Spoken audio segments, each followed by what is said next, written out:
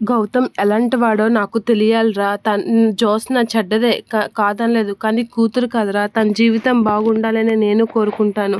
నా చెల్లెలు ఎంత అదృష్టవంతురాలో చూడు. బంగారం లాంటి అమ్మాయి కోడలుగా వచ్చింది అని అంటూ ఉంటాడు కార్తీక్. అవును మామయ్య, నువ్వు మా అమ్మ కన్నా ఇంకా అదృష్టవంతుడివి. ఎందుకంటే బంగారం లాంటి కోడలు నీ కూతురే కాబట్టి అని చెప్పేసి కార్తీక్ అయితే మనసులో అనుకుంటూ ఉంటాడు.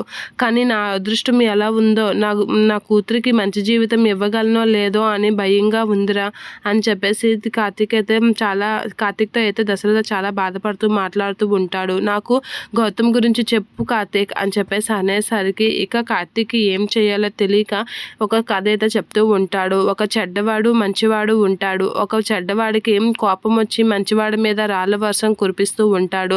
ఇక ఊరు జనం అంతా రాళ్ళ వర్షానికి బాధపడుతున్నారని ఆ మంచివాడించి ఆ పర్వతాన్ని పైకెత్తి రాళ్ళ వర్షం పడకుండా కింద ఉన్న ప్రజల్ని కాపాడాడు.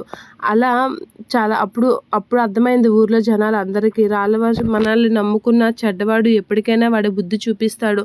మనల్ని ఎవరినైతే మంచిగా నమ్ముకుంటామో, మంచివాడిని నమ్ముకుంటామో వాడు ఎప్పుడు ఆపదలో ఉన్నా మనల్ని కాపాడుతాడు అన్న విషయం జనాలకి బాగా అర్థమైంది. ఇది విషయం బట్టి చూస్తే మనకి ఏమర్థమైంది అని చెప్పేసి దశరథతో అయితే కార్తీక్ అంటూ ఉంటాడు. అలా దశరథతో అయితే చెడ్డవాడు ఎప్పుడు తన బుద్ధి ఎప్పటికైనా చూపిస్తాడు మామయ్య. కానీ మనం మంచివాడిని నమ్ముకుంటే ఎప్పుడు ఆపదలు ఉన్నా, మునిగిపోయే పరిస్థితులు ఉన్నా తన ప్రాణాలు కాపాడే ఆయన ఆ మనిషిని కాపాడుతాడు అని దశరథతో అనేసరికి కార్తీక్ వైపు దశరథ అలా చూస్తూ ఉంటాడు.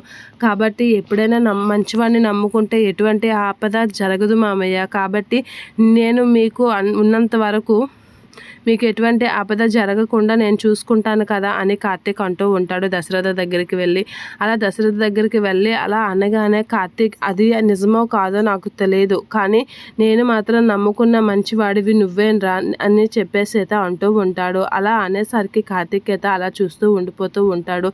ఏంటి అనేది అలా చూస్తూ ఉండిపోయేసరికి, నిన్నే నేను నమ్ముకున్నాను రా, నువ్వు మంచి చేస్తావో చెడ్డ చేస్తావో అది నీ ఇష్టమే అని చెప్పేసి అంటూ ఉంటాడు. అలా దశరథ అనేసరికి కార్తీక్ అయితే అలా చూస్తూ ఉండిపోతూ ఉంటాడు. నా కూతురు జీవితం నీ చేతిలోనే ఉంది కార్తీక్ అని చెప్పేసి అయితే అనేసరికి దశరథ వైపు అయితే కార్తీక్ అలా చూస్తూ ఉండిపోతాడు.